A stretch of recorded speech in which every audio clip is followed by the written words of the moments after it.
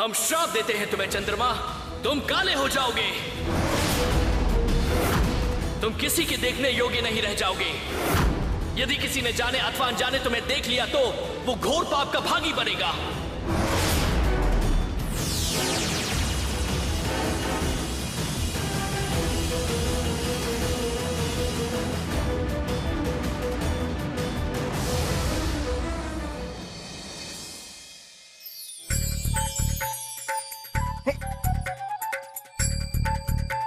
आप तो मुझे भली भांति जानता है ना दाऊ। हाँ कान्हा, इसलिए एक मोदक और दिया है मैंने तुम्हें। यदि एक और मोदक दे देते तो मैं मना नहीं करता। परंतु मैं अब मना कर रहा हूँ, तुम्हें एक भी मोदक और नहीं मिलेगा। ठीक है, तो मैं जाता हूँ। जाओ। परंतु एक बात मेरी समझ में नहीं आ रही कि चंद्रमा का प्रकाश आज दिख क्यों नहीं रहा है। इसलिए क्योंकि आज भाद्रपद शुक्ल पक्ष की चतुर्थी। आज के दिन श्री गणेश का जन्म हुआ था। तो उनके जन्म से चंद्र के प्रकाश का क्या संबंध है माता? यदि संबंध नहीं होता तो आज के दिन चंद्रमा को देखना निषेध क्यों होता? इस बात के पीछे एक लंबी और निराली कथा है। उस कथा को बताइए ना तारनहार।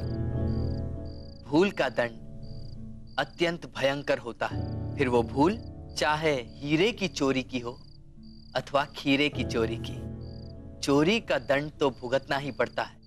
ऐसे ही एक बार चंद्रमा ने भी ऐसी ही भयंकर भूल की जिसका दंड वो आज तक भुगत रहे हैं और आने वाले समय में भी उन्हें भुगतना पड़ेगा। ऐसी क्या भूल कर दी शीतलता देने वाले चंद्रमा ने? हाँ कान्हा, हम सबको जिज्ञासा हो रही है उनकी उस भूल को जानने की। हाँ हाँ दाऊ, अवश्य ही बताऊंगा, क्योंकि कथा सीख का सशक्त माध्यम है। ये बात श्री गणेश के विवाह के कुछ समय पश्चात की है, जब देव शिल्प विश्वकर्मा ने अपनी पुत्रियों सहित जमाता को अपने घर बुलाया था। तो ससुराल जाने से पूर्व जब श्री गणेश अपनी पत्नियों के साथ अपने माता पिता के आशीष लेने पहुंचे तो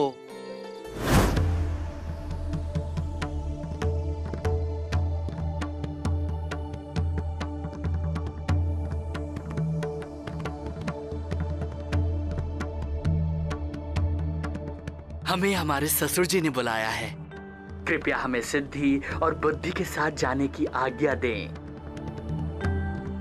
प्रभु, हमारे पुत्र गणेश को देवशिल्प विश्वकर्मा के पास जाने के लिए एक वाहन की व्यवस्था करें।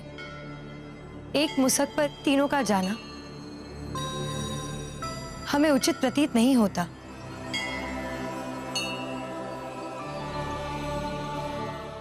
अवश्य देवी।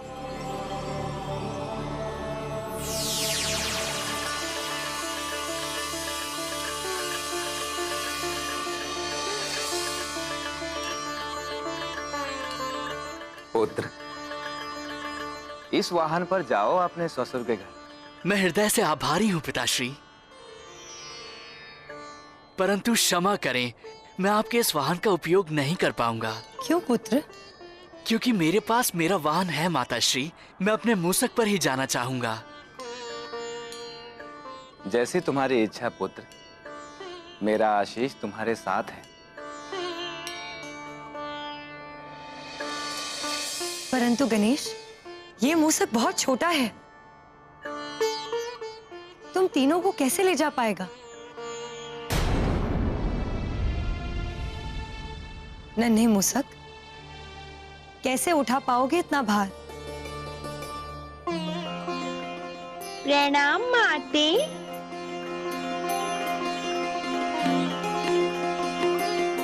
पार्वती माता, मेरे स्वामी श्री गणेश की कृपा है मुझ पर। संपूर्ण ब्रह्मांड का भार उठाने में समर्थ हूँ माते। ठीक है गणेश, तुम तीनों इस मूसक पर विराजमान होकर जा सकते हो।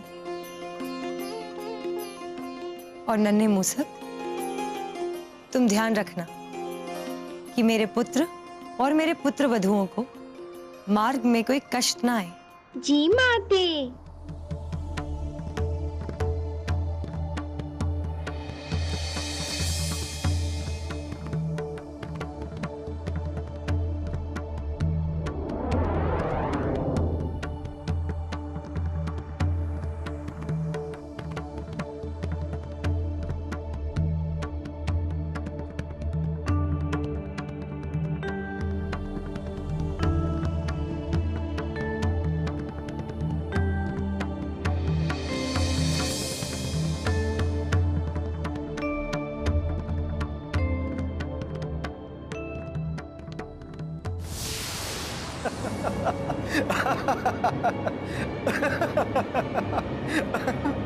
क्या हुआ स्वामी? आप अनायास इतना हंस क्यों रहे? इस हंसी का भेद क्या है? मुझे तो हंसी आ रही है देवी बुद्धि और देवी सिद्धि के भाग्य पर।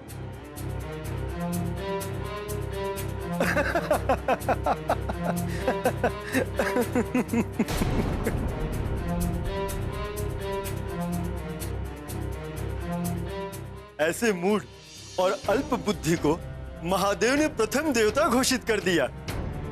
आश्चर्य है मुझे इस घोषणा पर। स्वामी, स्वामी मुझे भी कुछ कहना है। रुकिए आप दोनों, मैं वाहन चला रहा हूँ। रात्रि समय वाहन चलाने में अत्यधिक सतर्कता और सावधानी की आवश्यकता होती है। बात करने से ध्यान भंग होगा और ध्यान भंग होने का अर्थ है दुर्घटना। इसलिए मैं आपसे प्रार्थना करता हूँ कि आप शांत बैठिए। स्वामी, मुझे तो इस मूषक की दशा पर दया आ रही। दशा पर नहीं देवी, दुर्दशा पर कहिए। हाँ प्रभु, मेरा अभिप्राय यही था कि इतने भारी भरकम शरीर को ढोने में इस मूषक को कितनी व्यथा हो रही होगी। परंतु मुझे तो इन दोनों सुंदर नारियों की दशा पर दया आ रही है। इस पूरे ब्रह्मांड में इन्हें विवाह के लिए यही मिले थे, गजमुख गजानन। इसी को कहते हैं दुर्भाग्य।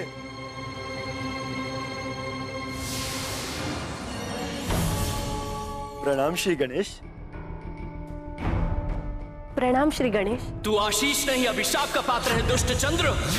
तुझे अपने रूप का बड़ा अहंकार है, इसलिए मेरा उपहास उड़ा रहा है तू। भूल गया तू मेरे पिता महादेव की कृपा को?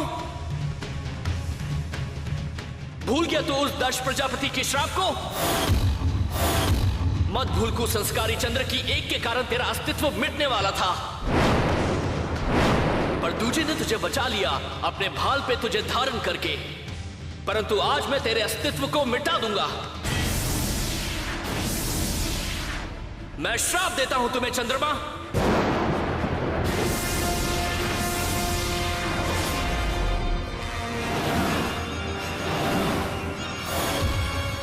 मुझे क्षमा कर दीजिए।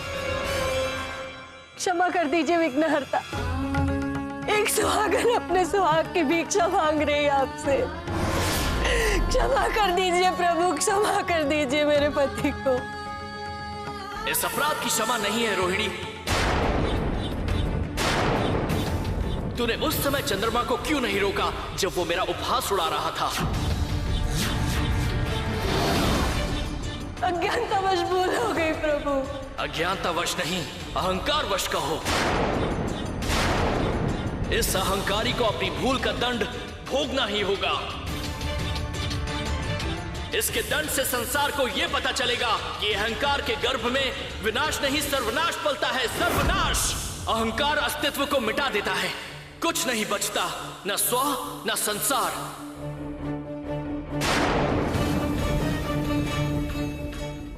नहीं प्रभु, ऐसा अनर्थ मत कीजिए। मेरे सुहाग की रक्षा कीजिए प्रभु। देवी,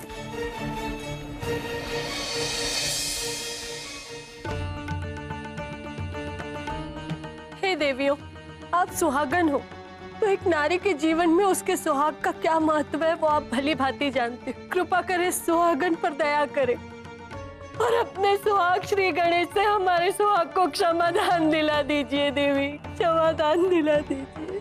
हर पत्नी का धर्म होता है अपने पति के निर्णय से सहमत होना। हम विवश हैं। पति का अपमान एक पत्नी के लिए असहनीय है, इसलिए पत्नी की दृष्टि में तुम्हारे पति की गलती क्षमा योग्य नहीं है। तुम्हारे सुहाग ने मेरे पति का उपहास उड़ाकर एक अपराध किया है, भयंकर अपराध। उसे तो दंड भुगतना ही होगा। नहीं देवी, नहीं, इतने निष्ठुर मत बनिए देविया। हमारी मदद कीजिए, हमारे सुहाग को बचा लीजिए, दया कीजिए मुझ पर। हम श्राप देते हैं तुम्हें चंद्रमा। तेरा अब आकाश से पतन हो जाएगा। तुम काले हो जाओगे। तुम किसी के देखने योग्य नहीं रह जाओगे। यदि किसी ने जाने अथवा अनजाने तुम्हें देख लिया तो वो घोर पाप का भागी बनेगा। ये संसार तुमसे भय खाएगा, तुमसे घृणा करेगा।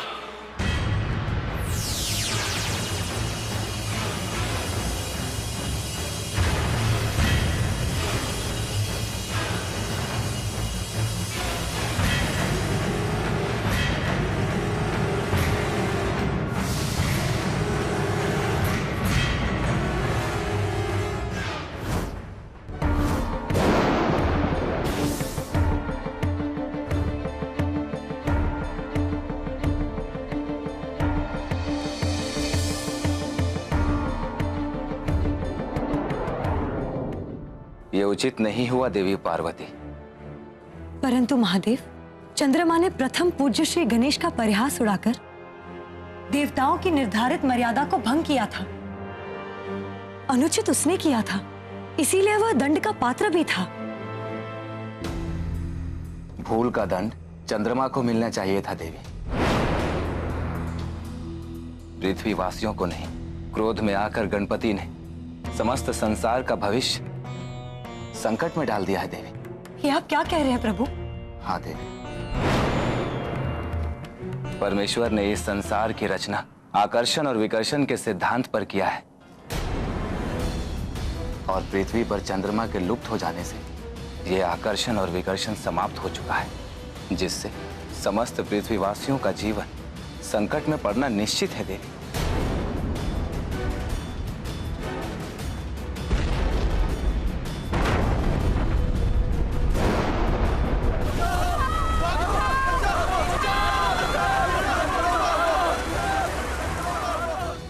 ये आपने क्या कर दिया श्री गणेश?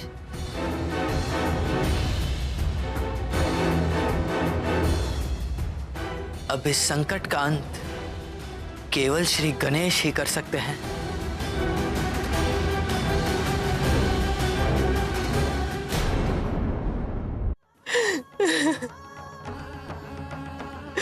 स्वामी, ये क्या हो गया?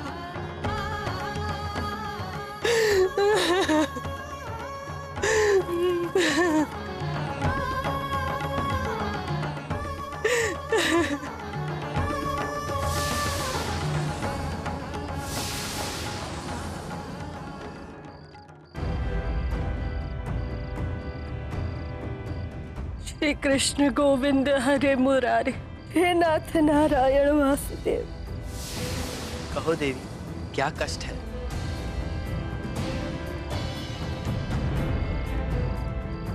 प्रभु, इस अभागन सुहागन पर दया कीजिए। श्री गणेश मेरे स्वामी को शापित कर कर चले गए, उन्हें मुक्त कीजिए प्रभु। मैं जानता हूं उस कारण को भी और उसके प्रभाव को भी, और ये भी जानता हूं कि एक दंत श्री गणेश ने जो कुछ भी किया वो उचित किया। अहंकार में आकर चंद्रमा को उनका उपहास नहीं उड़ाना चाहिए था।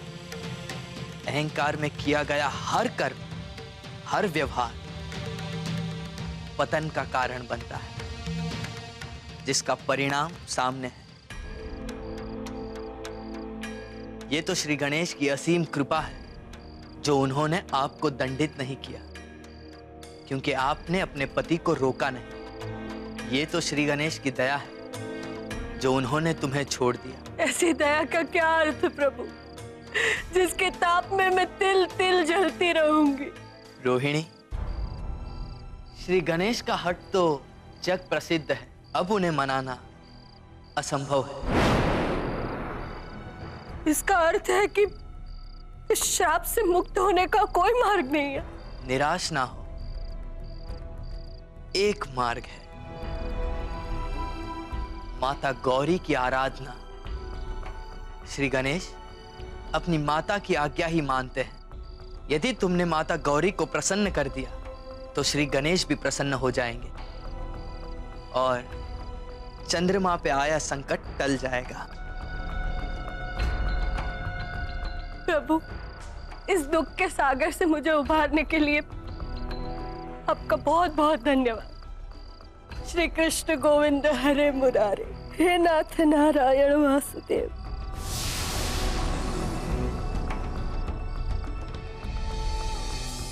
फिर क्या हुआ कान्हा? क्या माता रोहिणी ने देवी गौरी की आराधना की? क्या माता प्रसन्न हुई? हाँ हाँ बताता हूँ, कुछ क्षण विश्राम तो कर लेने दो। ताऊ क्या अब और भी मोदक और माखन चाहिए? नहीं, तो आगे की कथा तो सुनाओ। पहले मैं जो कहना चाहता हूँ वो तो सुन लो दाऊ। क्या? मुझे ऐसा बोध हो रहा है कि कुछ ही क्षणों में कोई आगंतुक आने वाला है। कुलगुरु, आगे की कथा आप सुनाएं। और रोहिणी ने पूरे मन और श्रद्धा से माँ गौरी की साधना की। साधना से प्रसन्न होकर माँ गौरी रोहिणी के समक्ष प्रकट हुई। सर्व मंगल मांगल्ये शिवे सर्वार्थ साधिके शरण्ये त्र्यंबके गौरी नारायणी नमोस्तुते। दक्ष पुत्री रोहिणी, आंखें खोलो।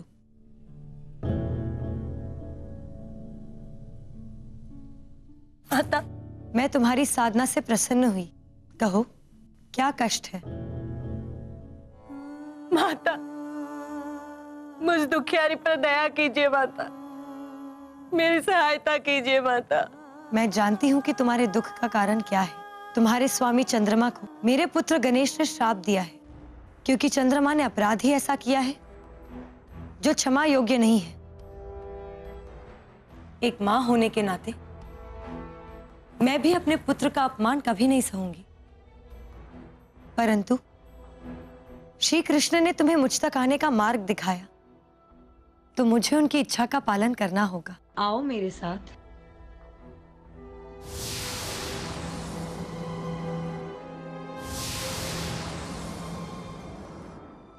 पुत्र गणेश, तुम्हारी माता तुम्हें पुकार रही है।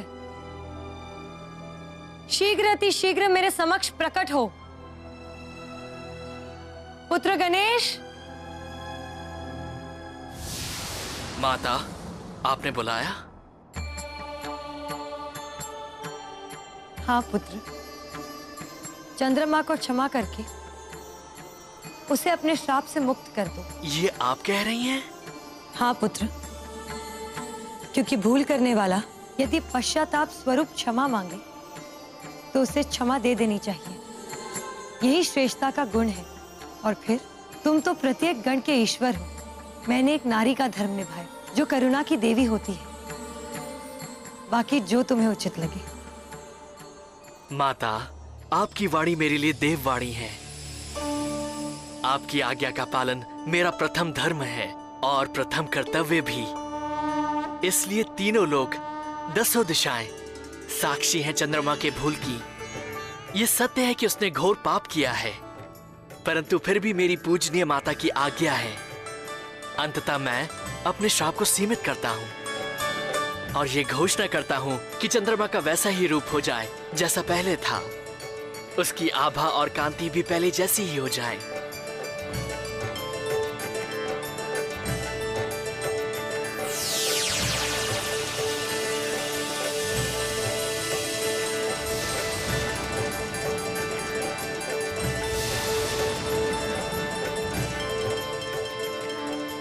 प्रणाम माते गौरी। प्रणाम श्री गणेश। पुत्र, तुम विघ्न हरने वाले हो, विघ्न उपस्थित करने वाले नहीं। इसीलिए तो तुम विघ्न हरता हो। आपकी क्षमा से मैं धन्य हो गई श्री गणेश। प्रभु, मैं लज्जित हूँ। अपनी माता के कहने पर मैंने अपना श्राप तो अवश्य सीमित कर लिया,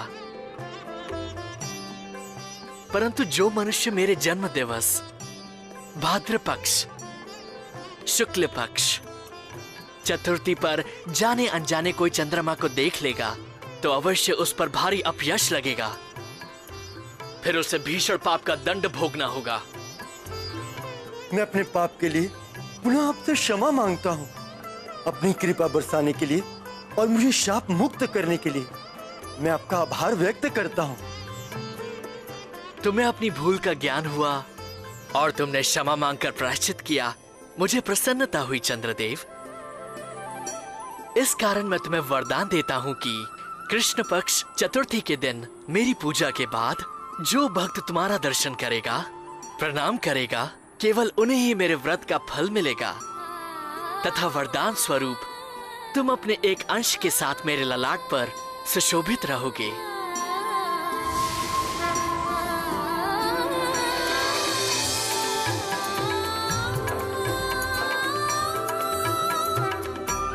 भालचंद्र शोभित श्री गणेश की जय।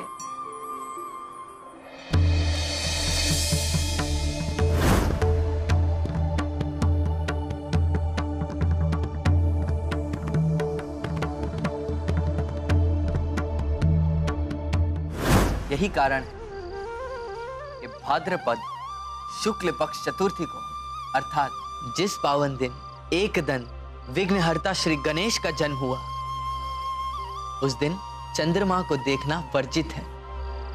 तभी तो निश्चित रूप से चंद्रमा के अंश को उन्हें अपने मुकुट पर धारण करना कितना अद्भुत होगा। उनकी छटा निराली होगी और उनकी सुंदरता अकल्पनीय। तभी तो गणपति जी ऐसे हैं, माथे पर चंद्रमा, मूषक की सवारी और अद्भुत गणों के राजा।